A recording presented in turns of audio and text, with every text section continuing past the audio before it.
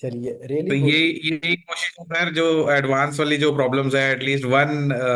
आपका कौन सा, वो गोल्डन रूल नंबर 8 है मेरे ख्याल, है ना? हाँ ये। Golden nugget. तो उसको हम लोग सिंप्लीफाई करने की कोशिश कर रहे हैं कि एडवांस ना देना पड़े यस। बॉसेस को। करेक्ट। और आंखें चेंज हो जाती है एडवांस लेके, दैट इज वन। कटवाने के टाइम पे उसको परेशानी होती है, उसको लगता है ये तो मेरा पैसा हो गया, हाँ एम्प्लॉय को। बिल्कुल, मेरे पास एक सक्सेस स्टोरी है। हमारे यहाँ पर ना एक टीम मेंबर काम किया करते थे, 2006 की बात है।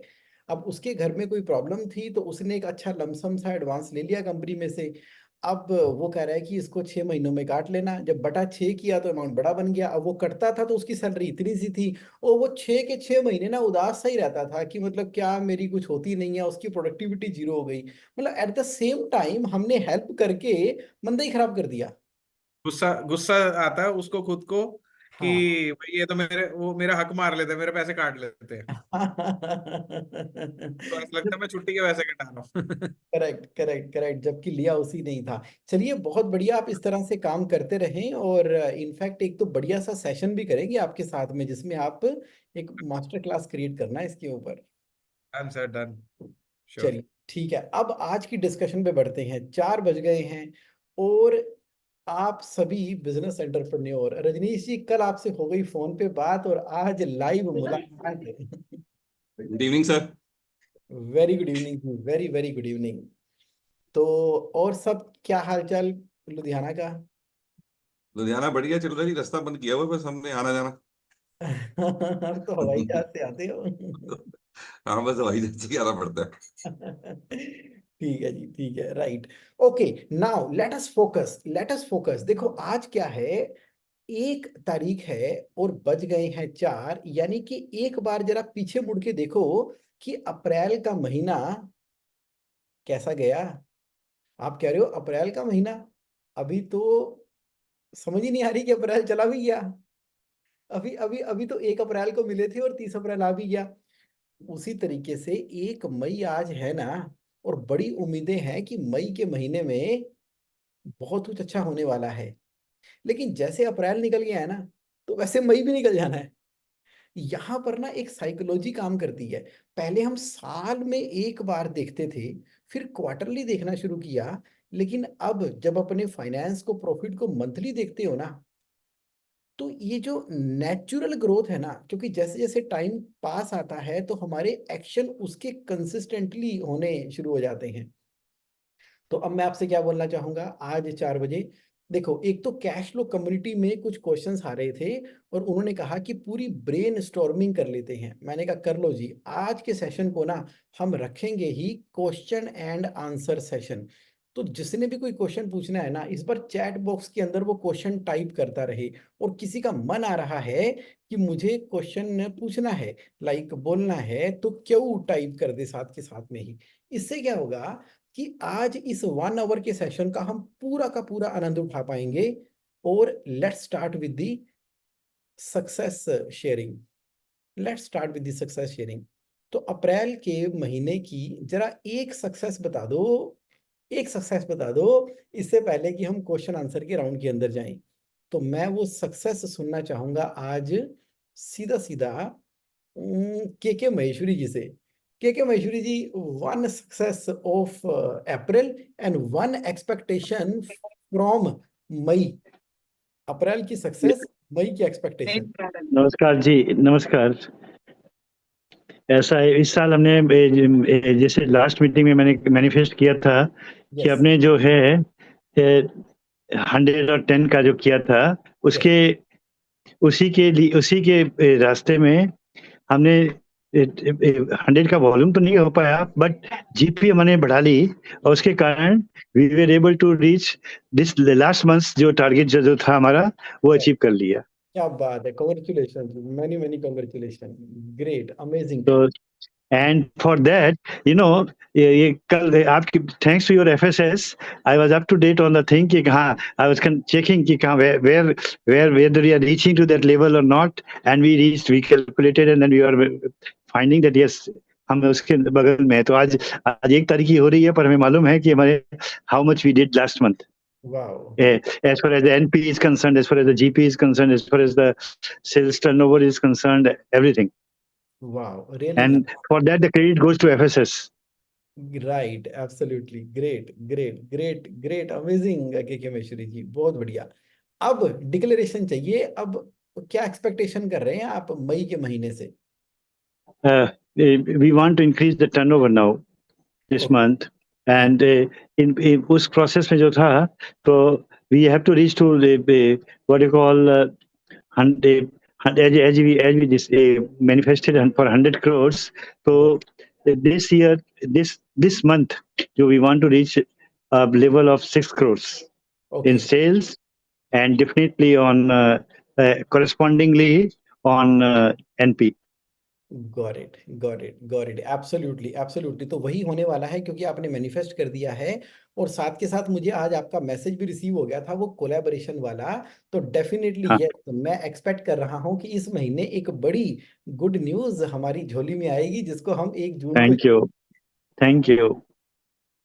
चलिए very good very nice very nice. तो हमारी मीटिंग की शुरुआत हो गई है इस पॉइंट को लेकर। अब मैं हाउस को ओपन करता हूं। बताओ क्या क्वेश्चन आ रहा है? संजय पुंज जी, क्या सवाल चल रहा है इस समय दिमाग के अंदर? मेरे सर आज मीटिंग अटेंड करने का रीजन मेरा वही था कि हर बार छूट जाती है, तो आज भी मैं कहीं बैठा हूँ तो मैं वहीं से अटेंड कर रहा हूँ। तो ठीक है। बेसिकली फर्स्ट वीक को मैनिफेस्ट करके कि क्या ऐसा करा जाए ताकि पूरे महीने मोमेंटम बना रहे। ओके, तो ऐसा क्या करें कि मोमेंटम बना रहे? उसके लिए मुझे सबसे पहले आप बताओ कि वो नेहरू नेहरू प्लेस का ऑफिस जो है अब बढ़िया तरीके से वैसे ही चल रहा है जैसा आपने सोचा? सर कोई बहुत ज्यादा चेंज नहीं कर रहा है मैंने, ओके, कंफ्यूजन स्टेज ही चल रही है। तो आपने वैसे शिफ्ट तो नहीं किया ना ऑफिस? नहीं, शिफ्ट नहीं करा है। सो नेहरू प्लेस हाँ, तो वही तो हम चाहते थे कि शिफ्ट ना ही करें, तो आपने नहीं किया। और जब आप उस सेंटर प्लेस के अंदर आ ही गए तो अभी भी उस सेंटर प्लेस के अंदर हो, तो ये वाला पॉइंट तो टिक हो गया। यानी कि उस समय आप डिसीजन लेने वाले थे कि चेंज कर दें नहीं कर दें, लेकिन अभी वहीं पर है। नहीं, चेंज बेसिकली मैं उस टाइम जो डिस्कशन कर रहा था वो ये था कि एक ऑफिस अपने लिए फरीदाबाद में ले लूं कि मुझे ऑफिस नहीं आना। तो वो हमारा पॉइंट क्लियर हो गया था यस, कि वन डे ऑफिस वाले स्टोरी पे चलेंगे हम लोग। करेक्ट, ठीक है। तो अब डिस्कशन को और आगे बढ़ाते हैं। अब डिस्कशन को आगे इस तरह से बढ़ाते हैं। अब मई में आपने क्वेश्चन पूछा कि ऐसा क्या करें कि जो हमने प्लान बनाया है वो कंसिस्टेंसी के साथ में मोटिवेशन बना रहे। उसका एकमात्र जवाब है सर, एकमात्र जवाब है जो मई की आपकी डिक्लेरेशन है ना, उसको ना किसी ऐसी जगह पे लिख लो जो कि आपको रोज मॉर्निंग के टाइम पर विजिबल होनी चाहिए वो। ठीक है जी। हाँ, मॉर्निंग के टाइम पे विजिबल होनी चाहिए। क्योंकि आपसे बात हुई थी कि आप कम से कम 1 या 3 ऐसी बड़ी डील को क्रैक करने वाले हो जो कि आपके पूरे साल की टर्नओवर और प्रॉफिट को टेक केयर कर लेती है। बाकी तो चलता ही रहता है काम। हाँ जी। तो बताओ कि इस महीने 3 डील क्रैक कर रहे हो कि 2 कर रहे हो आईटी वाली?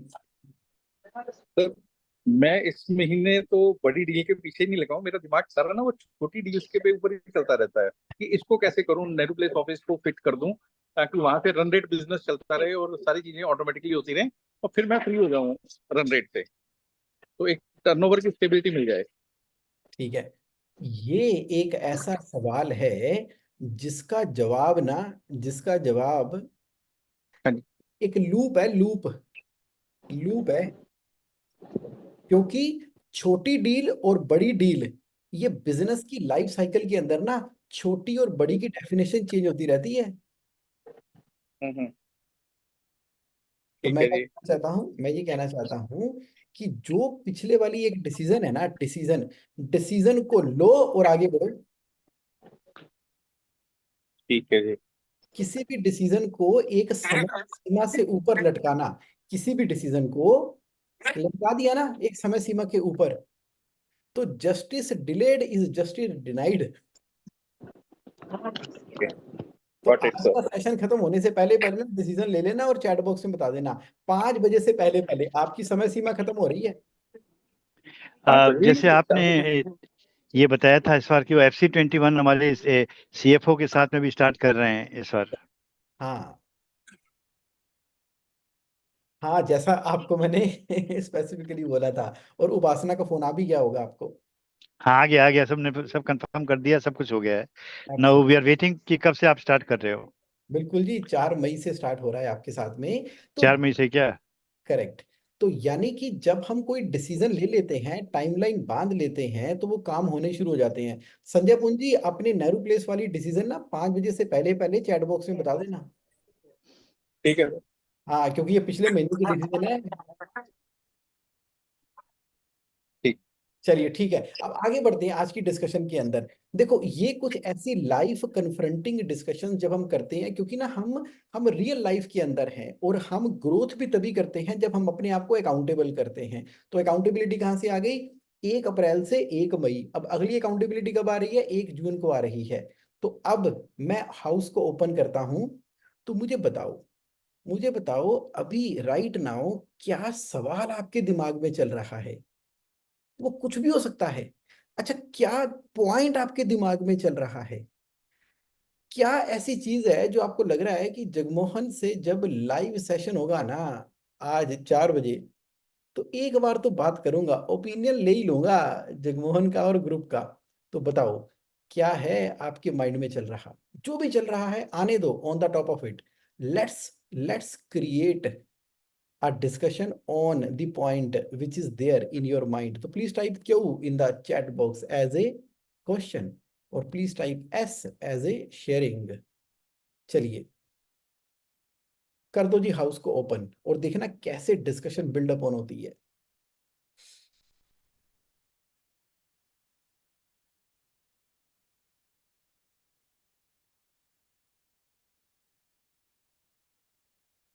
ये देखिए, समीर जुठानी जी के मन में सवाल तो उठा, लेकिन वो कह रहे हैं कि चलो पहले किसी और को पूछ लेने दो, बाद में मैं बात करूंगा। क्यों समीर जी, यही सोच रहे हो ना?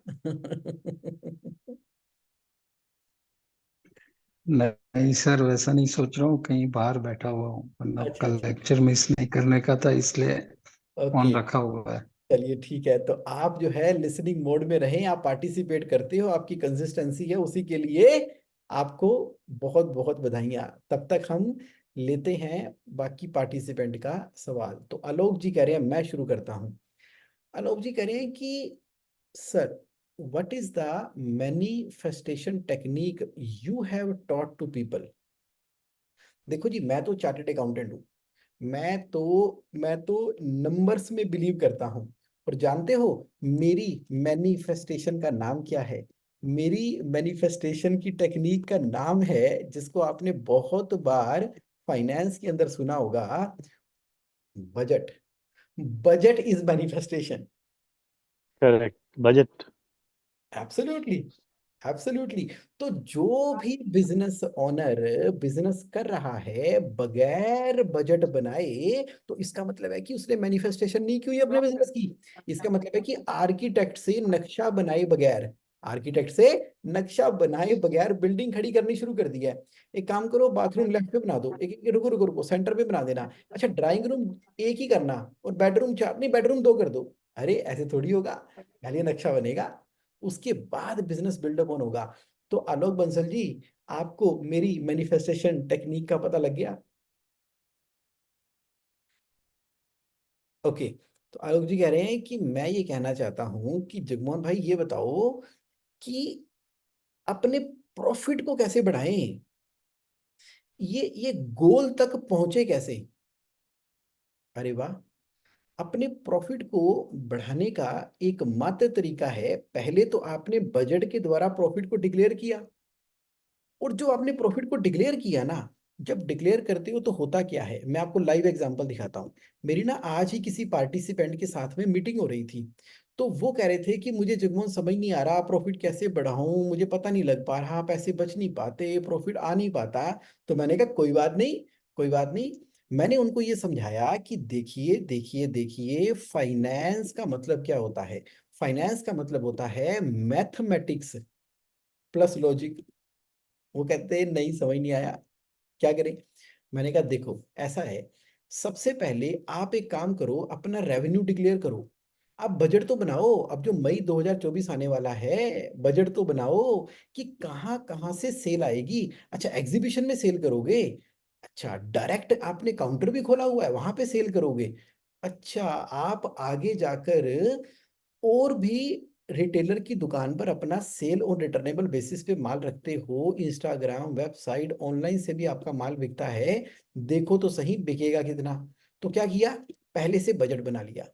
अब ये देखो कि इसके अगेंस्ट में कॉस्ट जितनी भी आनी है सारी लिख दो, फैब्रिक से लेके, डाई से लेके, एम्ब्रॉयडरी से लेके, ट्रिम से लेके, बटन से लेके, staff salary, bonus, salary to founder, marketing, packaging, चाय पानी, क्लीनिंग, सफाई, इंटरनेट, शूट की कॉस्ट, इक्विपमेंट की मेंटेनेंस, ये वो XYZ, कोरियर करवाने से लेके जो दिमाग में आ रहा है ना लिखते चले जाओ, और खर्चा होगा क्या और अल्टीमेटली प्रॉफिट कितना होगा। तो कहती प्रॉफिट बढ़ेगा कैसे? मैंने कहा बस अब सिंपल है, पहले एक लाइन आइटम को पकड़ लेना और उसकी रिसर्च करना कि एग्जीबिशन सेल में अपने फुल पोटेंशियल पे ले रही हूँ। फिर आप वेजेस को पकड़ लेना, इसको डिटेल में करना कि क्या जो मैं लोगों को सैलरी पे कर रही हूँ उन सैलरी के बदले में उनसे काम निकलवा पा रही हूँ। अच्छा, जो मैंने मार्केटिंग पे खर्चा किया उसकी ROI उतनी आ पा रही है कि नहीं। एक टाइम पर एक लाइन आइटम, एक टाइम हम सोचते हैं प्रॉफिट बढ़ाना है, प्रॉफिट बढ़ाना है, प्रॉफिट बढ़ाना है, प्रॉफिट नहीं बढ़ रहा, प्रॉफिट नहीं बढ़ रहा। अरे प्रॉफिट थोड़ी बढ़ेगा, प्रॉफिट तो रिजल्टेंट फिगर है, प्रॉफिट तो रिजल्टेंट फिगर है। यानी कि हाइड्रोजन के दो एटम लिए, ऑक्सीजन को मिक्स किया तो निकल के आया पानी।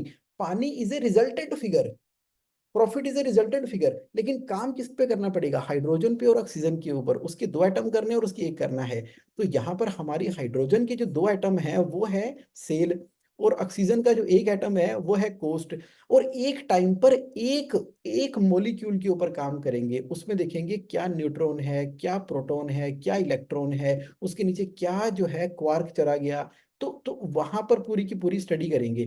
तो आप कह रहे हो मुझे प्रॉफिट बढ़ाना है, तो प्रॉफिट बढ़ाने के लिए एक एक करके, एक एक करके, एक एक करके, एक एक करके हर एक हेड के ऊपर जब आप कम करेंगे और एक्सपेंसेस को ले आएंगे हम रॉक बॉटम के ऊपर। रॉक बॉटम यानी कि इससे कम हो ही नहीं सकता। तो किसी ने मुझसे पूछा कि बताओ खर्चा कितना होना चाहिए, मैंने कहा जीरो। जीरो। मैंने कहा हाँ। वो कहते वो कैसे? मैंने कहा देखो ऐसा है कि अगर आपका प्रिंटिंग या स्टेशनरी का खर्चा होता है, आपको A4 साइज की शीटें परचेज करनी पड़ती है, तो अपनी कंपनी से प्रिंटर ही हटा दो और आगे से पॉलिसी बना दो कि हम PDF पे ही काम करेंगे, प्रिंट निकाल ही नहीं रहे। अगर कभी प्रिंट निकालने की जरूरत पड़ी तो पड़ोस में एक हमारा प्रिंटिंग की दुकान है, उसको मेल कर दिया करेंगे, वो बढ़िया से प्रिंट निकाल के हमको दे दिया करेगा। इसका मतलब है कि इमरजेंसी के अंदर ही प्रिंट निकालेंगे, वो भी हम चॉइस फोटो स्टूडियो को मेल कर देंगे, वहां से प्रिंट निकल के आएगा। अदरवाइज हमारी कंपनी में कोई प्रिंट ना निकल रहा, सारा PDF में काम करेंगे और अपनी प्रायोरिटी सेट करेंगे। जो प्रिंट चाहिए अभी कमांड देंगे तो हमें घंटे के बाद मिलेगा। अपने आप से प्रिंटिंग स्टेशनरी की कॉस्ट आपकी जीरो हो गई। आप कह रहे यार जगमोहन ये तो तुम एकदम बिल्कुल हट के क्रिएटिव थिंकिंग करने के बारे में बात कर रहे हो। यानी कि कॉस्ट हर एक चीज की जीरो होनी चाहिए, मतलब सैलरी की भी। मैंने कहा हाँ, सैलरी की भी जीरो हो सकती है। वो कैसे? मान लीजिए आप लीन मैनेजमेंट पे चल रहे हो और कुछ काम ऐसे हैं जहां पर आप फाइवर है ना जो आउटसोर्सिंग करती है, वहां पर आपने कॉन्ट्रैक्ट बेसिस पे देना शुरू कर दिया और वहां पर वो काम करके देगा आपको, तो आपकी फिक्स्ड कॉस्ट वहां पर जीरो हो गई। और कई ऐसी नॉन कोर एक्टिविटी है जिसको आउटसोर्स कर सकते हो, पैकेजिंग खुद करने की जरूरत ही नहीं है। पैकेजिंग का मटेरियल बाय करो, उसको पैकिंग करने के लिए बाहर से लेबर आएगी और उसका काम ही पर पीस पैकेजिंग करके देना है। अच्छा, तो आलोक बंसल जी कुछ रिलेट कर पा रहे हो कि मैनिफेस्टेशन क्या है, बजट है। तो गोल को कैसे हासिल करें? गोल को टाइम लाइन के अंदर बांध के हासिल करें कि मेरे मई के महीने का ये टारगेट है, और बढ़ाएं कैसे? एक एक लाइन आइटम के ऊपर काम करें। ये है तरीका नेक्स्ट लेवल पे जाने का। तो मुझे बताओ अभी तक की डिस्कशन से कनेक्टिंग क्वेश्चन क्या उत्पन्न हुआ? अमनदीप सिंह जी कह रहे हैं कि मेरे दिमाग में तो जुगमन बड़े सारे क्वेश्चन रहते हैं। तो अब अमनदीप जी मुझे बताओ, आपके दिमाग में इस समय राइट नाउ क्या चल रहा है? क्या एग्जैक्ट बचाओ इस मोमेंट पे 4:21 और 12 सेकंड पे, what is going on in your mind? Community want to know. मतलब इतना जबरदस्त आप बोल देते हो ना कि दूसरा बंदा टू द पॉइंट ही बात करेगा जल्दी जल्दी से, 4:21, ठीक है। सर मैंने ये मैसेज, पहले तो अमन नहीं है, रमन हूं मैं, तो अरे मैंने मतलब लैपटॉप को, उसको क्वेश्चन नहीं आ रहा था, मैं कहा तू, मैं लिखता हूँ क्वेश्चन, ये मैंने मैसेज आपको 15 मिनट पहले किया हुआ है। तो मेरा उस टाइप पे क्वेश्चन ये था कि आपके साथ जब मीटिंग हुई थी ना, आपने कहा था ना सारे स्टाफ के साथ मिलके अपने प्रॉफिट्स डिस्कस कर लो, सब कुछ कर लो। यस तो as as as everyone know कि हमारा लोन्स का काम है, तो हम एम्प्लॉयज को लोन्स करवाते हैं, और जो भी कंपनीज में प्रॉब्लम होती है एडवांस की, उसको फिनिश करते हैं। तो एनीवेज, तो सर जब मैंने सारे सारे अपने मेन मेन जो लीडर्स हैं और सीनियर्स हैं उनके साथ मैंने सारा अपना प्रॉफिट डिस्कस किया, यस तो ना उस अब हमारे वाली जो फाइनेंशियल समरी शीट होती है उसमें एक टीवीसी की जगह पे हमारा टीवीसी तो होता है कि कितने हमारे बैड डेब्ट्स हुए। Right correct NPA NPA NPA correct मान लो, एनपीए के बाद फिर बैड डेब्ट्स होता है, राइट। तो राइट एनपीए हुआ है, तो हाँ एनपीए की फिगर मैंने डिस्कस करनी शुरू कर दी। अब जो जो क्रेडिट इवेल्युएटर्स थे, दो क्रेडिट इवेल्युएशन, एक टीम है हमारी, उसके अंदर दो क्रेडिट इवेल्युएटर हैं। यस उन्होंने आपस में पता नहीं क्या डिस्कशन करी, वो इतना डर गए कि हाँ कि हमारी सेल ही 2 महीने से डाउन हो गई है, तो क्योंकि वो डर गए हैं बैड डेब्ट से। तो हम्म पिछले 3 राउंड, हमें 1 हफ्ता हो गया है, हमने वो टीम ही चेंज कर दी है वो वाली। अब हम खुद घुसे हैं, टू बी ऑनेस्ट। ठीक तो है हमने जितना उन्होंने 1 अप्रैल से लेके 25 अप्रैल तक सेल करी थी, ठीक है उतनी सेल हमने 5 दिन में कर दी है। वाह जी वाह पर क्या तो मैं ये सोच रहा हूँ कि ये जो मैंने प्रॉफिट डिस्कस कर लिया और बैड डेब्ट्स उनके साथ डिस्कस कर लिया, उसकी वजह से ना वो डर गए हैं कि हमें और नुकसान ना हो। उस चक्कर में उन्होंने अप्रूवल देने बंद कर दिया। अप्रूवल या तो जिसका अप्रूवल 1 रुपये आना चाहिए उसका आधा रुपये अप्रूवल आ रहा है, राइट या तो ये प्रॉब्लम आ रही है, या फिर प्रॉब्लम आ रही है कि वो अप्रूवल दे ही नहीं रहे, मतलब वो बिल्कुल 100% रिस्क ले ही नहीं रहे। और हमारे धंधे में तो वैसे ही, हमारे क्या सारे दुनिया के धंधे में right risk taker is money maker. Right right right तो देखो ये एक प्रॉब्लम आ रही है बहुत बड़ी। देखिए आपकी इस शेयरिंग के ऊपर ना मैं एक पॉइंट बोलना चाहूंगा। ये देखो आपसे बात करते करते ना मैंने एक शीट ओपन कर ली और इसको थोड़ा सा मैं साइज बड़ा कर देता हूँ ताकि आपको देखने में आसानी हो। लो जी, ये मैंने साइज बड़ा कर दिया। अब यहाँ ना एक हमें समझना पड़ेगा एक पॉइंट को। ये जो फियर है ना, फियर, जैसे ही इम्प्लॉय डर गए, जैसे ही नंबर सामने आए और चीजें दिखाई दी इतना अमाउंट बैड में जा रहा है, तो इससे बेटर है कि लोन ही मत दो अगर ये डूबी जाना है तो, अगर एनपीए के अंदर चला जाना है तो। इस फियर की वजह से ना हमें जरा बड़े ध्यान से देखना पड़ेगा ये क्या असर दिलवा रहा है। ये क्या असर दिलवा रहा है, ये ना, ये जो असर दिलवा रहा है इसको हमें ऐसे समझना पड़ेगा कि जैसे ही हम अंतरिक्ष में गए तो भाई साहब अंतरिक्ष में तो ऑक्सीजन ही नहीं होती, वहां तो सांस कैसे लोगे, वहां तो ग्रेविटी भी नहीं है, वो तो उड़ के छत से लग जाएंगे, खाना कैसे खाएंगे। तो fear fear fear fear fear, उस फियर का जवाब क्या हुआ कि अगर वहां पर ऑक्सीजन नहीं होती तो अंतरिक्ष यात्री ऑक्सीजन सिलेंडर लेकर जाएंगे, लेकिन जाएंगे तो सही, वहां पर ग्रेविटी नहीं होती तो आर्टिफिशियल ग्रेविटी स्पेसशिप के अंदर पैदा की जाएगी। वहां पर खाना अगर इस तरीके से नहीं खा सकते तो उस तरीके से खाएंगे।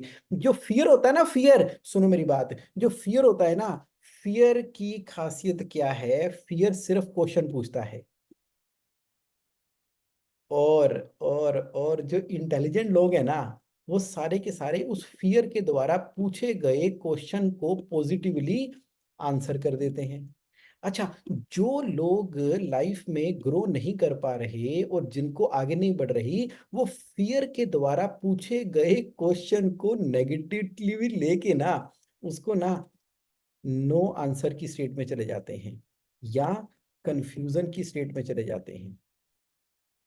ओके, इसका मतलब है कि अगर फियर ना हो तो हम जिंदा ही नहीं रहेंगे। एब्सोल्युटली। हमारी जो जो जो बेसिक बेसिक जो हमारा डिजाइन है ना इंसान का, वो क्या है, फाइट और फ्लाइट। खतरा आता है ना, फियर पैदा होता है, कहता है या फाइट करो या फ्लाइट करो। ओके, तो फाइट का क्या मतलब हो गया, हमें उस क्वेश्चन को आंसर करना है। यानी कि इसको मैं क्या बोलूंगा अमनदीप जी, इसको बोलूंगा ऑब्जेक्शन हैंडलिंग। अब इसको जरा हम आज की डे टू डे बातचीत में कर लेते हैं। अब हम बोलते हैं कि जो फियर है ना, वो हमारा सबसे सच्चा दोस्त है, सबसे सच्चा दोस्त है। क्योंकि फियर जो है वो क्वेश्चन पूछता है। और अब हमने इस साइंस को मास्टर कर लिया। अब हमने क्या किया, फियर तू बोल तो सही, तेरा क्वेश्चन क्या है, तेरा क्वेश्चन क्या है। तू ये कह रहा है ना एनपी हो जाएगा, इतना परसेंट एनपी हो जाएगा। चल ठीक है, मैं अपने बिजनेस मॉडल के अंदर एक काम करता हूं, पहले से ही 10% के एनपीए को मान के चलता हूं, उसके ऊपर अपना मैं प्रॉफिटेबिलिटी करूंगा। चल ठीक है, अब मैं अपना जो क्लाइंट सेगमेंट है ना उसको थोड़ा और चूजी हो जाता हूं, और सिर्फ वहां पर मैं इंप्लॉय सेगमेंट के अंदर भी जो इस सैलरी ब्रैकेट के एम्प्लॉई है, जिनका आधार कार्ड पैन कार्ड बना हुआ है, और जिनके पास ऑलरेडी एक बैकअप के अंदर XYZ चीज है, और जिसकी एज ब्रैकेट यहां से यहां है, उन लोगों को ही मैं करूंगा। अच्छा अच्छा अच्छा अच्छा अच्छा। तो ऐसा करेंगे तो जो फियर ने क्वेश्चन पूछे थे, तो वो पॉजिटिवली आंसर हो जाएंगे, हाँ जी हो जाएंगे। उसके बाद सेल बढ़ जाएगी, बढ़ जाएगी। यानी कि क्या हुआ, मतलब क्या हुआ, तो मतलब एकदम सीधा का सीधा हो गया कि जो फियर है वो अच्छा है, ब्यूटीफुल है, प्यारा है, जो कि हमारे सर्वाइवल के लिए मस्ट है, मस्ट है।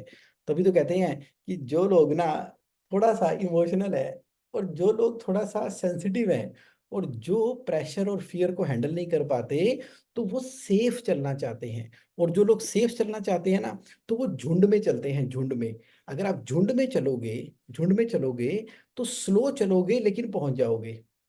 लेकिन जो तेज चलना चाहते हैं, तो उनको कुछ एक्शन लेने पड़ेंगे साथ में। तो फियर जो उनके साथ में आ रहा है, उस फियर ने जितने भी क्वेश्चन रेज किए, उसको ऑब्जेक्शन समझते हुए आंसर करोगे।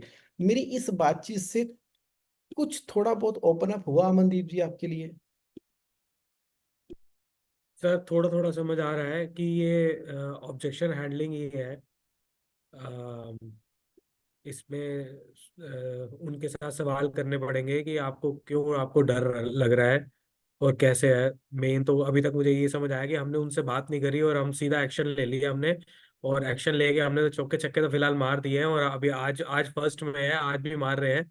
तो एक बारी उनके साथ बैठ के हमें सवाल पे सवाल करने पड़ेंगे और उसमें से पॉजिटिविटी निकालनी पड़ेगी, नेगेटिविटी हटानी पड़ेगी। Absolutely absolutely absolutely. तो मैं दमदार तरीके से बोलना चाहूंगा, फियर अच्छा है। क्योंकि फियर पांचों इमोशन में से हमारे हमारी लाइफ के इमोशन का वो पार्ट है। अगर मान लीजिए काम, क्रोध, लोभ, मोह, अहंकार एक भी इमोशन निकाल दो, अच्छा अब काम को निकाल दो, ये दुनिया में से ना पॉपुलेशन ही खत्म हो जानी है एकदम। काम ही खत्म हो जाना है। 10 साल लगने हैं, तो 50 में तो खत्म ही है। आप काम को खत्म करो। अच्छा, तो कोई नहीं खत्म कर सकते, ना क्रोध को, ना लोभ को, ना मोह को, ना अहंकार को। ये तो 5 घोड़े हैं जिसको पकड़ के रखा हुआ है। तो पॉइंट यहाँ पर ये है कि अगर मुझे प्रॉफिट बढ़ाना है, तो मुझे फियर से नहीं, मुझे फियर के द्वारा पूछे गए क्वेश्चन के आंसर से ऑपरेट करना है। Thank you Amandeep ji for participating and helping to increase the profit today. तो आ जाओ। Thank you so much sir, thank you जी। Most welcome. अब भरत कोठारी जी कह रहे हैं कि मेरा एक सवाल on top of my mind है। तो भरत कोठारी जी, आ जाओ मैदान में, तो करो हाँ डिस्कशन, क्या चल रहा है दिमाग में? हाँ जी सर, सो दिमाग में तो चल ही रहा है कि आपने जो बताया कि फियर है, तो फियर को फेस करना है सर। फियर को फेस ना करें और समझो अपन उसको अवॉइड करें, उसको प्रोकास्टिनेट करें, तो वो उसका रूप और भी बड़ा होते जाएगा सर। करेक्ट। उसका रूप बढ़ते ही जाएगा। तो यस। उसको फेस करने के लिए जो जो एक जो अपने में जो ब्रेवरी चाहिए सर, यस। वो एक स्टार्टिंग ट्रबल हमेशा ही सताती रहती है sir. Got it got it got it. और उसका जवाब भी नंबर्स के अंदर छुपा हुआ है। तो जैसे ही हमने उस फियर को नंबर में डिवाइड कर दिया ना, तो एक बड़े ही महान राइटर हुए हैं, मैं तो उनकी किताबें काफी पढ़ी और बड़ा मजा आया।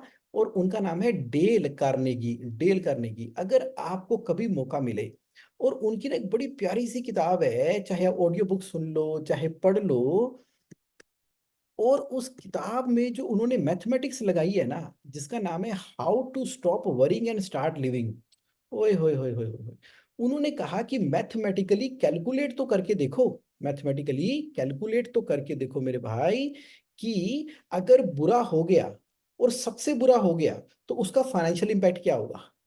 और पता लगता है कि बस, अरे इतनी की तो एफडी बड़ी है, अरे बस इतना ही है, अच्छा अच्छा ये हो जाएगा ना, चलो फिर ये नहीं करते।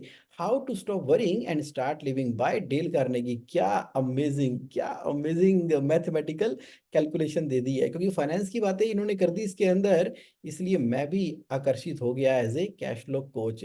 तो भरत कोठारी जी, पूरी तरह से मैं सहमत हूँ आपकी बात से, कि जैसे ही सामने फियर आया, फियर एफ से स्टार्ट होता है, फेस एफ से स्टार्ट होता है, फियर को फेस करते हुए उसका मैथमेटिकल कैलकुलेशन निकाला और उसके अकॉर्डिंगली अपना प्लान बना दिया और उसको नाव के अंदर डाल दिया। वो नाव 1 मई भी हो सकता है, वो नाव 1 जुलाई भी हो सकता है, 15 अगस्त भी हो सकता है, 26 नवंबर भी हो सकता है। जब भी हम किसी समस्या को कैलेंडर के किसी इवेंट के अंदर शेड्यूल कर देते हैं ना, तो वो समस्या हमारे दिमाग को परेशान करना बंद कर देती है। तो उस कैलेंडर के इवेंट के हिसाब से फिर हमें स्टेबलाइज चीजें हो जाती है। अब बात करते करते रजनीश जी मैंने यस सॉरी, मैंने यस आपकी बात से एक चीज और समझा पॉइंट। तो आपने कहा कि हाँ भाई अगर फियर में जैसे इस पार्टिकुलर केस में कोई एक जो रिस्क रिस्क जो है तो उसको एक परसेंटेज में आपके अपने बिजनेस मॉडल में डाल दो, भाई हम्म, इतना बैड डेट हो सकता है, which is in spite of that I will have profit. हाँ yes yes yes, amazing amazing. और के महेश्वरी जी, जब मैं कोस्टिंग पढ़ रहा था ना, हमारा एक सब्जेक्ट रहा हमारा एक सब्जेक्ट रहा चार्टर्ड अकाउंटेंसी के कोर्स के अंदर, उसके अंदर हमें ना कोस्टिंग पढ़ाई जाती थी। उसके अंदर एक कोस्टिंग होती थी जिसका नाम था मार्जिनल कोस्टिंग, एक होता था जिसका नाम था स्टैंडर्ड कोस्टिंग। तो ऐसे करते करते वेरियस चीजें होती थी, जहाँ पे हमें समझाया जाता था कि कंट्रीब्यूशन क्या होता है। अच्छा, वहां पर हमें ये समझाया जाता था कि नॉर्मल वेस्टेजेस क्या होती हैं, हमें सिखाया जाता था कि एब नॉर्मल वेस्टेजेस क्या होती हैं। तो ये नॉर्मल एब नॉर्मल से ना मुझे जिंदगी की सच्चाई का पता लग गया, ये मेरे लिए ट्रांसफॉर्मिंग। सही बात है। मैंने कहा भैया करेक्ट ऐसा करेक्ट। है कि जितना लॉस होने की संभावना है ना, उसको नॉर्मली डिक्लेयर कर दो, जैसे भी आपने बोला। तो अपने आप से ही करेक्ट। बाकी जगह पे उसका निकालेंगे हम, क्या कहते हो मशहूर। हाँ सही बात है। Very correct. Yes yes yes तो यस, तो सर उससे एट भय टाइम्स चला जाता है। पूरा भय खत्म, जड़ से ही खत्म। सर एट टाइम्स ये जो बोल रहे हैं ना भाई, क्रेडिबिलिटी पे सवाल आए तो वो क्रेडिबिलिटी सर ये तो नॉन रिपेयरेबल चीज होती है एट टाइम्स। क्रेडिबिलिटी, रजनीश जी का सवाल लेने से पहले जरा क्रेडिबिलिटी को भी खोल के रख देते हैं। देखिए, क्रेडिबिलिटी की एक ऐसी खासियत है, क्रेडिबिलिटी जो होती है ना, क्रेडिबिलिटी क्रेडिबिलिटी कांच नहीं होता, क्रेडिबिलिटी कांच नहीं होता। क्रेडिबिलिटी जो होती है ना, क्रेडिबिलिटी जो होती है, मेरी बात सुन लो आज सारे बेटे ध्यान से, वो रबड़ की बॉल होती है, रबड़ की बॉल। सुनो मेरी बात, कांच की बॉल नहीं है क्रेडिबिलिटी, कांच की बॉल नहीं है। कांच की बॉल क्या होती है, एक बार क्रेडिबिलिटी गिरी, यानी कि कांच की बॉल है, जमीन पे गिरी तो टूट गई। टूट टूट गई। गई। लेकिन जो क्रेडिबिलिटी है ना, अगर एक बार गिरती है, गिरने के बाद बिजनेस के अंदर आपने सबसे पहले उसकी रिस्पॉन्सिबिलिटी ली, आगे बढ़ के, आई टेक द रिस्पॉन्सिबिलिटी, कि जो भी गलत हुआ ना, मैं उसकी रिस्पॉन्सिबिलिटी लेता हूँ। इसकी वजह से जो आपको फाइनेंशियल लॉस होता है, ये भी आने वाले समय में मैं उसको पूरा करने की पूरी कोशिश करूंगा। और अब आपने अपने small small small small actions के द्वारा जो भी आप अपने वर्ड देकर आए, और आपने अपने वर्ड को ना ऑनर किया, आपने वर्ड को ऑनर किया स्मॉल स्मॉल एक्शन से। और ये वाली जो ऑनर किया ना, HONOUR, ऑनर किया ना, ऑनर किया, तो क्रेडिबिलिटी जो है ना, वो बाउंस बैक हो गई, बाउंस बैक होके वापस आ गई, और फिर क्रेडिबिलिटी बन गई।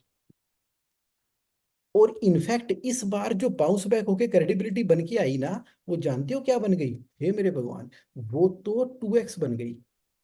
वो कितनी बन गई, 2x बन गई क्रेडिबिलिटी। थोड़ी बड़ी कर देता हूँ, ए टचक टचक टचक टचक टचक टचक टचक टचक टचक, और बड़ी हो गई। तो क्रेडिबिलिटी कांच की बॉल नहीं है कि एक बार टूट गई तो खत्म, वो एक रबड़ की बॉल है। जब गलती हो जाए बिजनेस के अंदर, जिम्मेदारी ले लो, लॉस की भी ले लो, छोटे छोटे एक्शन से अपने शब्दों को ऑनर करो, बाउंस बैक करो। और सामने वाला इंसान भी समझदार है, क्योंकि हर किसी को मालूम है बिजनेस करना भाई साहब कोई बच्चों का खेल थोड़ी है। इसके लिए ना दिमाग, पेशेंस, टाइम, हौसला, बुलंदियां, जज्बा, इमोशन, क्रिएटिविटी, सब कुछ लगता है। और वो लगने में कई बार गिर जाती है, रबड़ की बॉल गिर जाती है, तो कोई बात नहीं, जिम्मेदारी ले रहे हैं कि हम ब्लेम गेम में चले गए, नहीं जी नहीं, आपका ही ऑर्डर गलत था, नहीं जी नहीं, ये क्या कर दिया आपने, जो तेज बोले वो जीत गया, जो झूठ बोले वो जीत गया, जो लॉयर को हायर कर ले वो जीत गया, ऐसा थोड़ी होता है।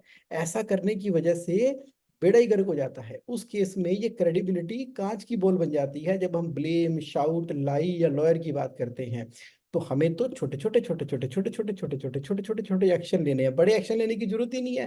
भाई साहब आपके 3 करोड़ रुपए देने हैं, अभी 10,000 तो पकड़ो। और क्या बात कर रहे हो यार, 3 करोड़ के बदले में 10,000 रुपए दे रहे हो सर पकड़ो तो सही अभी मैं काम कर रहा हूँ। वो जब आपको देखेगा ना मेहनत करता हुआ, वो जब आपको देखेगा ना कि वाकई यार मतलब इसको तो मैंने हर जगह पे मेहनत करते, वर्क करते, सेमिनार करते, गोष्ठियां करते, यहाँ वहां जहाँ, जैसे अमिताभ बच्चन है, अमिताभ बच्चन की एबीसी कॉरपोरेशन की क्रेडिबिलिटी की ऐसी बैंड बजी, ऐसी बैंड बजी, ऐसी बैंड बजी। अमिताभ बच्चन कहता कोई दिक्कत नहीं है सर, ऐसा है ऐसा है, बैठा हूँ, कलाकार हूँ, मेहनत कर रहा हूँ, मेहनत कर लूंगा, काम कर लूंगा, कमा के दे दूंगा, पूरे कर दूंगा। तो बस अमिताभ बच्चन की क्रेडिबिलिटी, मुझे बताओ क्या रबड़ की बॉल थी कि कांच की बॉल थी? बताओ बताओ भरत कोठारी जी, सवाल का जवाब दो मेरे। सर वो रबर की बॉल थी, लेकिन उसका टेम्परामेंट, उसका कंसिस्टेंसी था सर। उसने ना मतलब गिव अप नहीं किया, उसमें उसकी जीत हुई sir. Yes yes Amitabh Bachchan ji की जीत। हाँ यस। सर, ये बात है सर, ये बात है, 100% है सर। तो आज मैं कैश फ्लो कम्युनिटी के में प्रेजेंट सभी पार्टिसिपेंट को गवाह मानते हुए, पूरे भारत को गवाह मानते हुए, पूरे अर्थ पे जितने ह्यूमन बीइंग और स्पीशीज हैं और पूरे ब्रह्मांड के स्पीशीज को गवाह मानते हुए डिक्लेयर करता हूं कि बिजनेस की क्रेडिबिलिटी रबड़ की बॉल थी, रबड़ की बॉल है और रबड़ की बॉल रहेगी। रहेगी। सही सिर्फ है सर। इंसान का ना करेक्टर होता है, करेक्टर, करेक्टर, करेक्टर जो है वो वो एक ऐसा है जो मतलब कांच की बॉल और रबड़ की बॉल के बीच में कहीं पर आता है। वो मिट्टी मिट्टी का बर्तन होता है करेक्टर। तो कई बार करेक्टर गिरता है तो टूट ही जाता है, दोबारा खड़ा नहीं होता, कई बार करेक्टर भी गिरता है तो दोबारा से वो आगे आने की बात करता है। लेकिन बिजनेस, बिजनेस को तो कोई दिक्कत ही नहीं है, बिजनेस तो रबड़ की बॉल है, थी और रहेगी। इसलिए ज्यादा ना डरने की जरूरत नहीं है, ज्यादा फियर करने की जरूरत नहीं है। ओहो मैं सप्लायर की टाइम पर पेमेंट नहीं कर पाया, उसको इन्फॉर्म करो, बताओ, टाइम मांगो, इंटरेस्ट की कॉस्ट बियर करो, सब कुछ करो, क्या दिक्कत है, सारा कुछ ठीक हो जाएगा। अब कितना परसेंटेज आप मेरी इस बात से सहमत हो? नंबर दो 10 में से।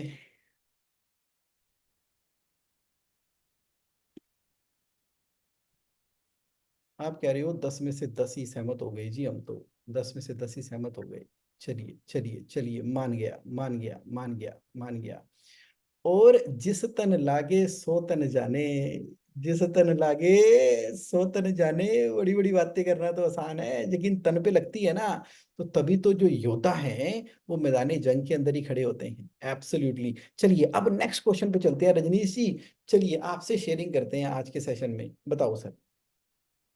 सर मैंने ना एक क्वेश्चन पूछना था। आपने कहा कि जैसे फाइनेंशियल ईयर क्लोज हुआ 31 मार्च को 2023 का। अब हम लोग 2024 की प्लानिंग कर रहे हैं। यस। चैलेंज कहाँ आता है? बिकॉज एज ए एमएसएमई और एज ए स्मॉल सेक्टर में हमें बजटिंग करनी नहीं आती। हम्म। प्रोजेक्शंस तो हम ले लेते हैं, लेकिन कहीं ना कहीं एक फियर क्रिएट हो जाता है कि यार ये जो हम फिगर्स लिख रहे हैं ये अचीव हो गएंगी या नहीं हो पाएंगी।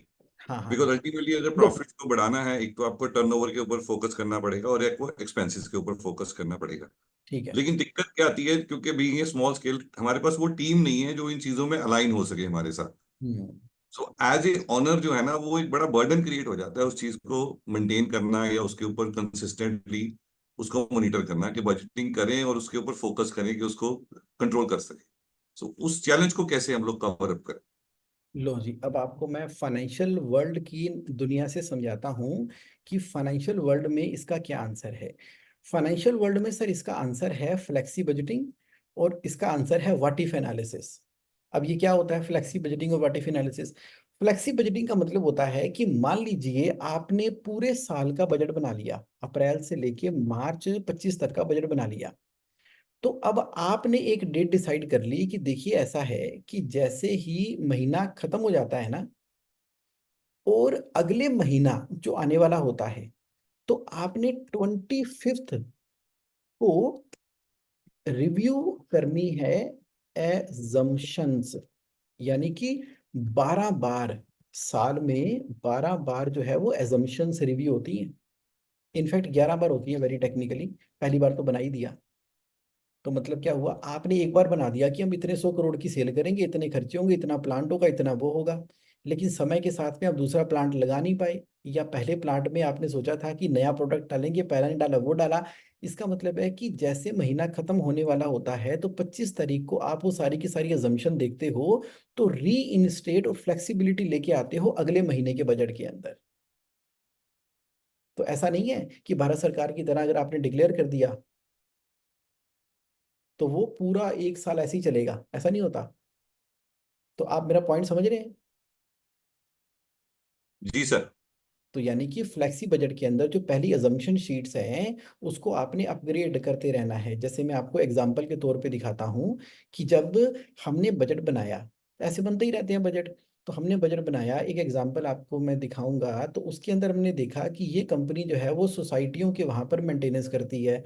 तो कितनी सोसाइटियाँ होंगी, एक सोसाइटी में ऑन एन एवरेज कितने कितने वो एम्प्लॉय लगेंगे, कितना इसके अंदर क्या होगा, कैसा होगा, मैं सारा दिखाता हूँ आपको।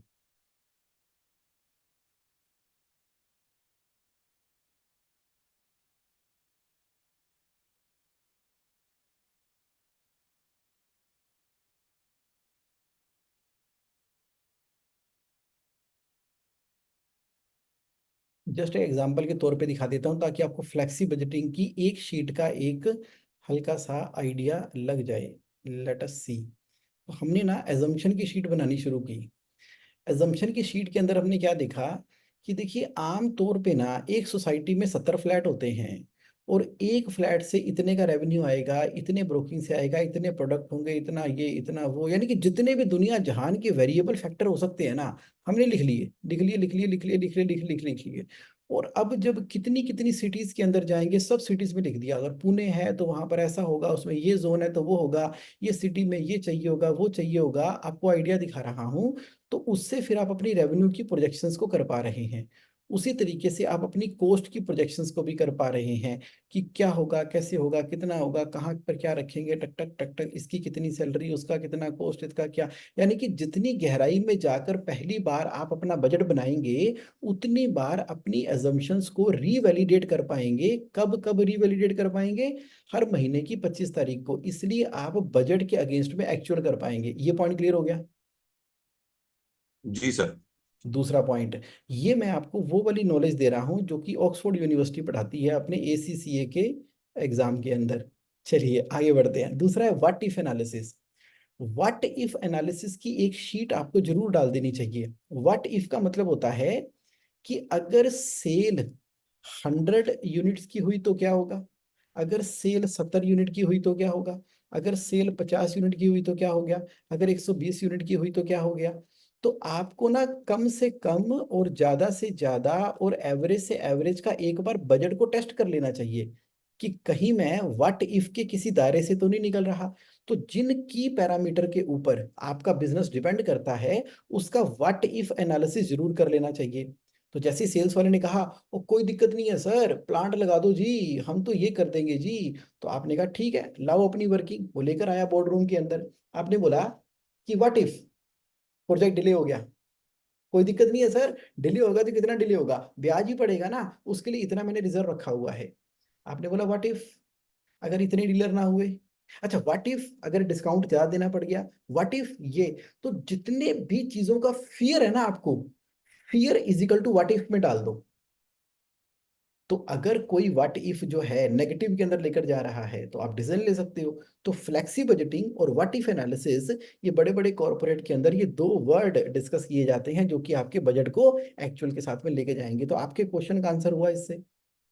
हाँ जी, हाँ जी सर, चैलेंज वही आ रहा है ना, छोटी टीम के साथ इन सब चीजों को मैनेज करना डिफिकल्ट हो जाता सर आपके है। साथ तो अब रूटीन के वर्क ही इतने हो जाते हैं, वो कर ही नहीं पाते, मतलब अगर पीछे लगे भी रहो तो वो उस, डेट क्या होती है, वो 25 से 30 पहुंच जाती है, 30 से फिर डिले हो जाती है।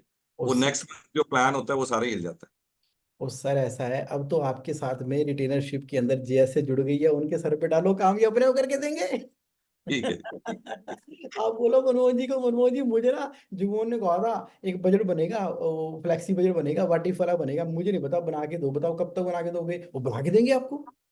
ठीक है। ठीक है। ले हाँ, साडे को बड़ी टीम है, आप बनावांगे। ठीक है जी। ठीक है। ਤੁਸੀਂ ਆਪਣੇ ਆਪਰੇਸ਼ਨ ਤੇ ਧਿਆਨ ਦਿਵੋ, ਸੌਰੀ ਸੇल्स ਤੇ ਧਿਆन ਦਿਵੋ, ਆਪਾਂ नंबर्स ਤੇ ਧਿਆन दिन्ने हैं। ठीक है सर। ठीक बट है। लेकिन मांगना तो ओनर को ही पड़ेगा ना, यानी कि जब आपकी एग्जिस्टेंस के अंदर आ गया कि एक ऐसा टूल भी एग्जिस्ट करता है व्हाट इफ। आप याद करो, जब जब गांव में पंच बैठते हैं, पांच क्यों बैठते हैं? पांच पता क्या क्यों बैठते हैं पंच पंचायत के अंदर? क्योंकि वो ना व्हाट इफ एनालिसिस कर रहे होते हैं। जैसे एक पंच बोलता है नहीं नहीं चमकीले को सजा होनी चाहिए, गंदे गाने गाता है। वो कहता है कमाल होगी, हमारे लोकगीतों के अंदर भी तो ऐसा होता है। तो counter opinion discussion what if, ऐसा नहीं, अगर इसको छूट दे दी तो समाज खराब हो जाएगा। कहता है कोई दिक्कत नहीं है, समाज तो वैसे ही वैसा है जैसा है, वो तो बाहर निकल के आ रहा है। इसका मतलब है कि वो जो पांच लोगों की डिस्कशन हो रही है ना, तो वो व्हाट इफ एनालिसिस ही तो है। बोर्ड मीटिंग के अंदर जब हम गुफ्तगू करते हैं वो भी तो व्हाट इफ एनालिसिस ही है। लेकिन सर आखिर तो सब चमकीला तो शहीद हो जाता है सर। चमकीला शहीद हो जाता है। वो तो सुकरात जी जो है ना, सुकरात जी, जिन्होंने कहा था कि पृथ्वी के आसपास सूरज नहीं घूमता, बल्कि सूरज के आसपास पृथ्वी घूमती है, शहीद तो वो भी हो गए थे। तो ऐसा कहीं नहीं लिखा हुआ कि सच जिंदा रहेगा, मतलब सच्चा इंसान जिंदा रहेगा, ऐसा कहीं नहीं लिखा हुआ। सच जिंदा रहेगा, बस ये है। सर वही चमकीले ने अगर समझो कॉम्प्रोमाइज किया होता तो वो सर जिस मौत से मरा, मतलब उसकी वाइफ प्रेग्नेंट और उसके सर पे फोrehead पे गोली, और उस पे सर पे मतलब जो गोली उससे तो सर बेटर ही होता, ऐसा मुझे लग रहा है सर। इमोशनल लेवल के ऊपर हम कितना भी खुश या दुखी हो सकते हैं, लेकिन मुझे मालूम है कि as a being, as a सच्चाई की बीइंग वो आज भी जिंदा है। तो सच सच रहेगा, सूरज जो है उसके आसपास ही पृथ्वी घूमती रहेगी, यही सच है। और इनफैक्ट सूरज भी चुप नहीं बैठा हुआ, सूरज भी पूरी गैलेक्सी के चक्कर लगा रहा है, वो बेचारी गैलेक्सी भी चुप नहीं बैठी, वो भी पता नहीं किसके चक्कर लगा रही है। तो सब चक्करों में पड़े हुए हैं, चिंता ही मत करो। चलिए ठीक है, ठीक है, I got your point. But ये है कि life is beyond human body, बस ये हमें याद रखना पड़ेगा। Life is beyond human body. Okay, तो यहाँ पर हमने टेक्निकल शब्द चुन लिए, फ्लेक्सी बजटिंग, और हमने शब्द चुन लिए व्हाट इफ एनालिसिस, जिससे हमें आंसर मिलता है। अच्छा मुझे बताओ, बाकी पार्टिसिपेंट जरा बताओ, आज के क्वेश्चन आंसर से आपके मन में क्या सवाल पैदा हो रहे हैं? गुरपाल सचदेव जी, आप बड़ी गहराई से हमारी बातों को सुन रहे हो, और क्या दिमाग में चल रहा है आपके आज की डिस्कशन में? सर सर आपके आपकी ये बातें सुन के, I mean you talk colours in final, आप सब कुछ बातें करते हैं सर, बहुत बहुत मजा आता है sir, lot of clarity in all aspects of life sir. Got it, thank you. Got it, thank you for your sharing, thank you for sharing. तो शिवम जी कह रहे हैं कि पूरी जगमोहन भाई फाइनेंशियल क्लैरिटी आ रही है कि नंबर्स जो है हमें बिल्ड बिल्ड करने होंगे, समय के साथ बिल्ड करने होंगे। ठीक है, अब डॉक्टर साहब भी आज हमारे साथ में हैं, सुनीत सूद डॉक्टर साहब जी भी हमारे साथ हैं। तो डॉक्टर साहब बताइए, बताइए अब क्या चल रहा है आपके मन में?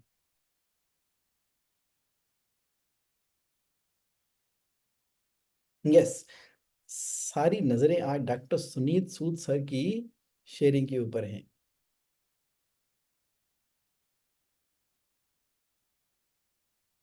आहा, डॉक्टर साहब कह रहे हैं कि मैंने अभी थोड़ी देर में अनम्यूट करूंगा। चलिए कोई बात नहीं, आपके मन की आवाज हमें मिल गई। तो अब आगे बढ़ते हैं। मैं एक बड़ा इंपॉर्टेंट पॉइंट आपको देता हूं इस मई के महीने के लिए। Are you ready?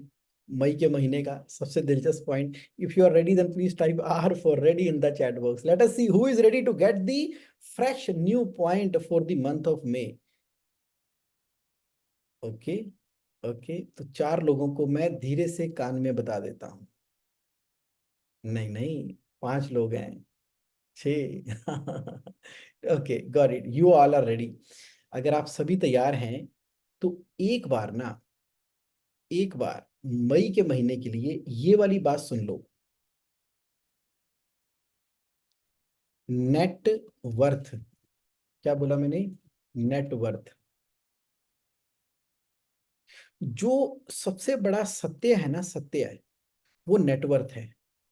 यानी कि आप ना बिजनेस कर रहे हो, ओके, आप बिजनेस की सेल्स बढ़ा रहे हो, ओके, आप उसके प्रॉफिट को इंक्रीज कर रहे हो, ओके, बिजनेस सेल प्रॉफिट को इंक्रीज कर रहे हो, ओके ओके। लेकिन मेरी बात ध्यान से सुन लो आज। ये सारा का सारा ना एक समय का चक्र है। Business sale profit, business sale profit, ये सब एक चक्र है। लेकिन जो सच है ना वो नेटवर्थ है। तो मई के महीने में मैं आपसे एक्सपेक्ट कर रहा हूं, क्या एक्सपेक्ट कर रहा हूं? कि आप ना किसी कागज पे, पेपर पे, एक्सेल की शीट पे या किसी सॉफ्टवेयर में जहां आपको लिखे, अपने सारे एसेट्स लिख लो और अपनी सारी लायबिलिटी लिख लो। एसेट में से लायबिलिटी को माइनस कर दो, फिर जो फिगर निकल कर आएगी वो आपकी नेट वर्थ कहलाएगी।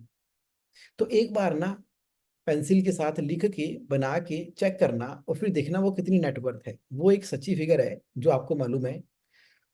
और उससे ना जब आप खुद अपनी फिगर्स को देखोगे तो बहुत सारे एक्शन लेने के लिए आपके पास निकलेंगे। उदाहरण के तौर पे कोई कहता है, जगमोहन तुमने सही कहा, मैंने ना दूर कहीं ना एक फार्मर वाली लैंड परचेज करके रखी हुई थी। सोचा था कि वो करोड़ों रुपए जमीन बढ़ जाएगी, लेकिन हुआ तो उसका कुछ है नहीं। तो अब उसका क्या करना है? मुझे बेच देना चाहिए या उसकी फर्दर CLU करवाना चाहिए, चेंज ऑफ लैंड यूज करवाना चाहिए, या कोलैबोरेशन में किसी को दे देनी चाहिए? तो सडनली आपके पास पैसे नहीं थे और लाखों हजारों करोड़ों रुपए आपको दिखने शुरू हो जाएंगे। तो आलोक जी कह रहे हैं कि पर्सनल नेटवर्थ देखनी कि कंपनी की पर्सनल नेटवर्थ, यानी कि प्रोप्राइटर की या दोनों पार्टनर की या डायरेक्टर की या पार्टनर, फैमिली, बच्चे सबकी मिला के वो देखनी है नेटवर्थ।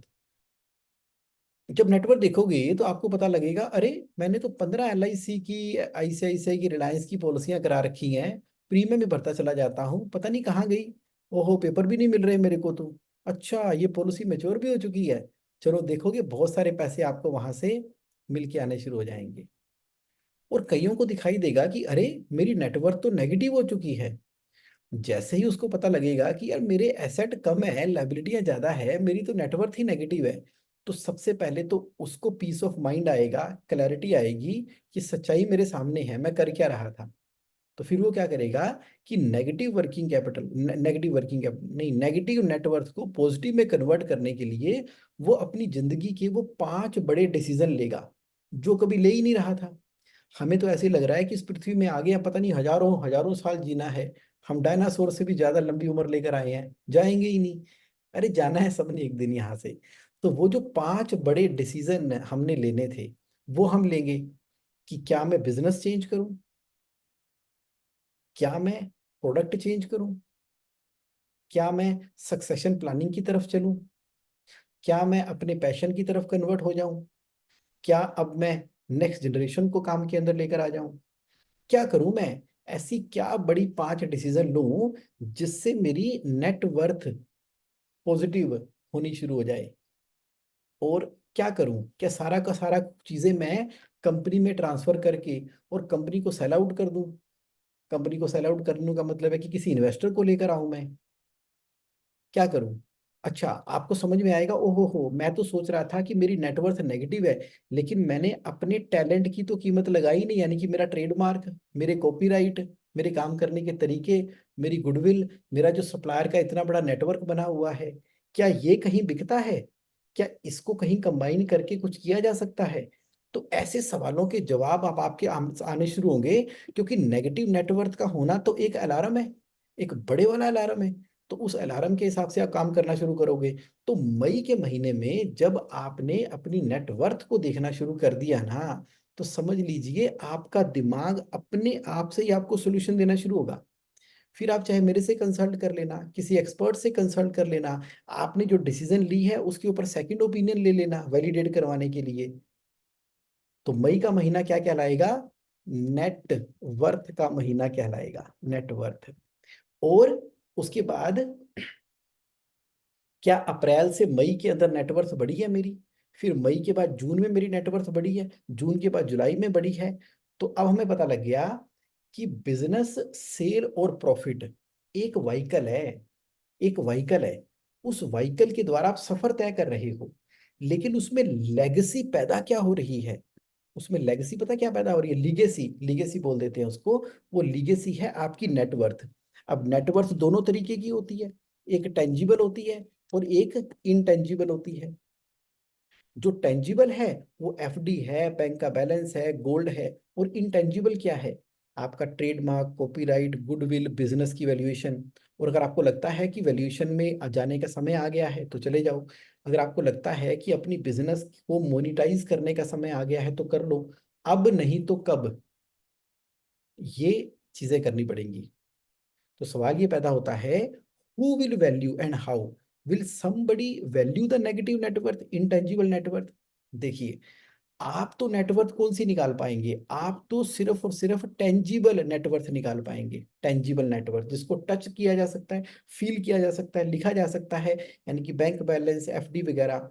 और इनटेंजिबल, इनटेंजिबल यानी कि कॉपीराइट, ट्रेडमार्क, गुडविल, वैल्यूएशन, उसके लिए सबसे पहले आपको अपने सामने उस एसेट को लाना तो पड़ेगा। आज तक हम उसको एसेट ही नहीं मान रहे थे। जैसे कि आपका बिजनेस, उसको एसेट नहीं मान रहे थे, नहीं मान रहे थे तो मानो, और फिर उसको जस्टिफाई करो कि ये एसेट क्यों है, ये एसेट क्यों है। हाँ, फिर उसके बाद एक्सपर्ट के पास जाया जाएगा, एक्सपर्ट उसकी वैल्यूएशन कैलकुलेट करके देगा। तो यानी कि ये सारी की सारी एक्टिविटी होंगी कब? ये एक्टिविटी तब होंगी कि जब हम मई के महीने में एक बार फोकस करेंगे अपनी नेटवर्थ को। अच्छा, कितने लोग मुझे प्रॉमिस कर रहे हैं कि जगमोहन ठीक है, इस महीने ना हम नेटवर्थ के ऊपर फोकस करेंगे, और ये प्रॉमिस है मेरा आपसे। If you are giving the promise to me, that please type P for promise in the chat box. let us see let us see how many promises do I get। Bharat Kothari ji promise, Sanjay Punj ji promise, direct message किया है। Raju Manoja ji promise, Alok Bansal ji promise. Promise promise promise, किस बात का promise? आपका अपने आप से promise कि मैं अपनी नेटवर्थ एक बार जरा लिखूं तो सही पेपर पेंसिल के साथ में, और उसको इंक्रीज कराने के लिए कोई आइडिया आएगा तो जगमोहन से बात कर लूंगा। कर लेना ड्यूरिंग द मंथ, क्या दिक्कत है?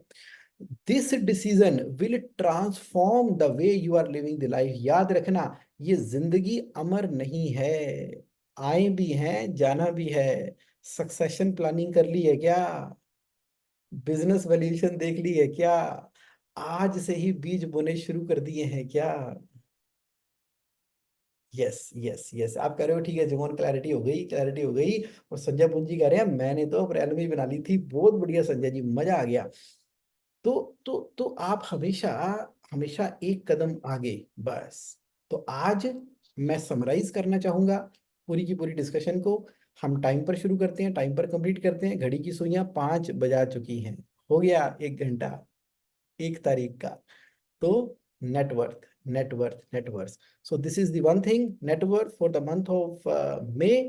All the best everybody and enjoy the life. फिर दोबारा से मिलेंगे। कैश फ्लो कम्युनिटी में तो आप हो ही, इसके अलावा अलग अलग प्लेटफॉर्म पे हमारी मुलाकातें होती रहती हैं। See you in the next platform. Thank you very much for participating in today's session. Thank you, thank you, thank you. Thank you, Himanshu ji. Bye bye. कर रहे हैं हम इसका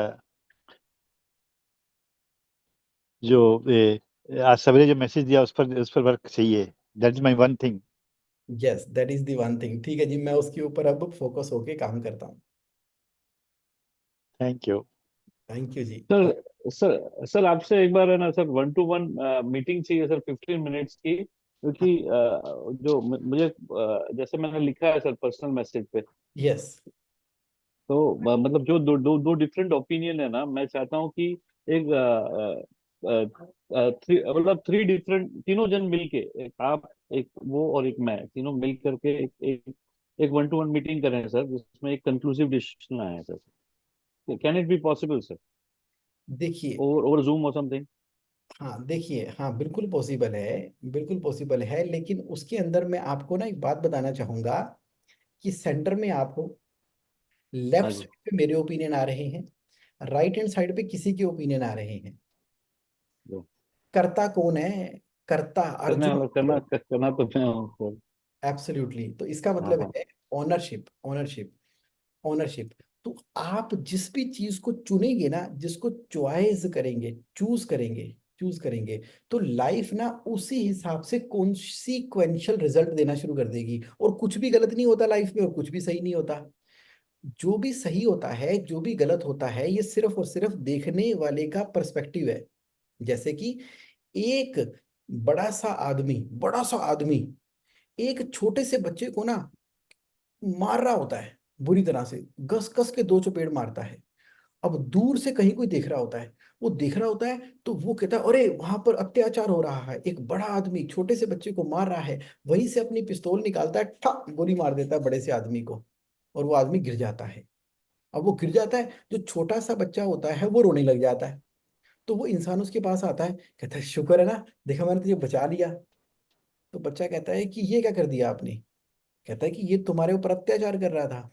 कहता है नहीं, ये मेरे पिताजी थे, और मैंने चोरी की थी, और मुझे ये थप्पड़ मार के समझा रहे थे, और ये सही कह रहे थे, मुझे चोरी नहीं करनी चाहिए। उसका पर्सपेक्टिव चेंज हो गया।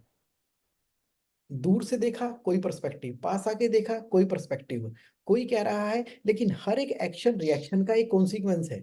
अब हो सकता है कि पिताजी के जाने के बाद बच्चा हमेशा के लिए हो जाए कि मेरे पिताजी के बलिदान को मैं पॉजिटिवली याद रखूंगा, और वो दुनिया का सबसे बड़ा एक सक्सेसफुल इंसान बन जाए। या होता है कि वो पिताजी के अंडर में रहता, थप्पड़ थप्पड़ खा के कहीं चोर लुटेरा ही बन जाता, उनका भी वो हो जाता। तो यानी कि किसी भी पॉइंट ऑफ टाइम के ऊपर जो भी आपको ओपिनियन मिल रहे हैं, अब उस ओपिनियन पे कुछ भी सही नहीं है, कुछ भी गलत नहीं है भरत जी। डिसीजन आपने लेनी है। तो मैं एक चीज से डिनाई करता हूँ कि मैं आपका कंसल्टेंट, कोई और आपका कंसल्टेंट, तो हम तीनों को बिठा के अगर वार्ता कराओगे ना, तो हम दोनों कंसल्टेंट ना डबल पावरफुल हो जाएंगे।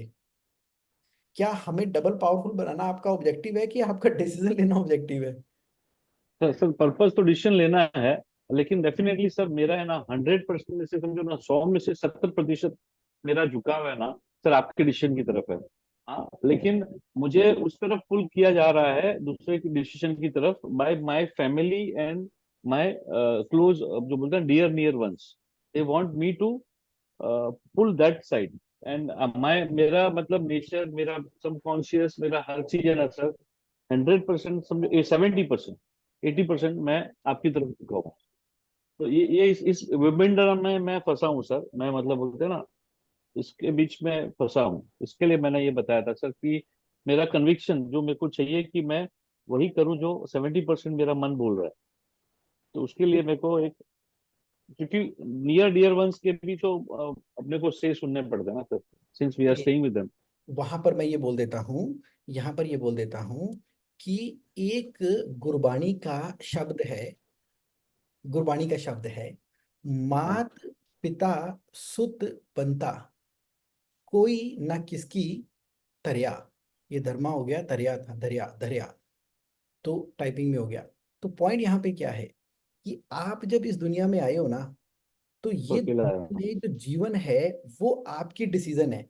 जब आपकी कॉन्शियसनेस प्योर है, आप ब्लिस की अवस्था में, आप आनंद की अवस्था में हैं, आप सत्य को सत्य बोलते हैं, आनंद की अवस्था में है, सत्य की अवस्था में है, सही को सही बोलते हैं। और जब आपका मन और दिमाग एक जगह के ऊपर बैलेंस करता है, बैलेंस मानता है, मानता है, बैलेंस करता है, और उस बैलेंस की अवस्था में जो भी आप फैसला लेते हो, तो उस डिसीजन के ओनर आप होते हो। नहीं तो क्या होता यस है सर, वो तो है कि सर। अगर आपने किसी कंसल्टेंट के कहने पर कोई डिसीजन ले लिया और वो डिसीजन राइट डायरेक्शन में नहीं गया, तो वो हमेशा कंसल्टेंट पे ब्लेम रहेगा, माँ पे ब्लेम रहेगा, पिता पे ब्लेम रहेगा, बहन पे ब्लेम रहेगा, आदि दुनियाई तो इसी के अंदर ही गती हुई है। तो माता पिता सुत यानी कि पुत्र। पुत्र एंड बनता यानी कि बीवी, यानी कि सारे के सारे ना वो आपको इस दुनिया में आपके संस्कारों की वजह से मिले हैं, जो कि आपको राइट डायरेक्शन में जाने के लिए उत्साहित कर रहे हैं। और अगर आपको भी लग रहा है कि वो राइट डायरेक्शन है, उनको भी लग रहा है राइट डायरेक्शन है, और वो धर्म की राह है, सत्य की राह है, तो ओके। अगर आपको लगता है कि वो डरे हुए हैं और वो आपको अधर्म करने पे मजबूर कर रहे हैं तो वो तो फिर आपकी चॉइस है। मैं यानी कि जगमोहन कभी भी किसी को अधर्म की राह पे ना चलने के लिए कहता था, ना कहता हूं, ना कभी कहूंगा। कहूंगा। सही है सर, सही सही चॉइस है, आपकी ठीक है है। सर, चॉइस आपकी है। Sir sir sir choice 100%। Ultimately and decision तो सर जिसका जो है वो ही लेगा सर, सैनिक ही लेगा सर हम्म, अल्टीमेटली तो। उसमें तो कोई ना नहीं है सर, लेकिन सिर्फ एक है कि भाई ये एक अपना कन्विक्शन 100% परफेक्ट हो जाता है सर, तो उसके लिए मैं तो। आपके कहने पे मैं जरूर out of natural love and affection ऐसी यस 10 सर, मिनट की मीटिंग कर लूंगा, लेकिन वो यस यस करूंगा सर। सैटरडे को। नहीं, सैटरडे को नहीं, फ्राइडे को करूंगा 4 बजे के बाद। फ्राइडे को 4 बजे यस के सर, 4 बजे का confirm sir. Thank you so much sir, I बाद। Thank you bye, so thank much. You, okay, thank you जी, बाय।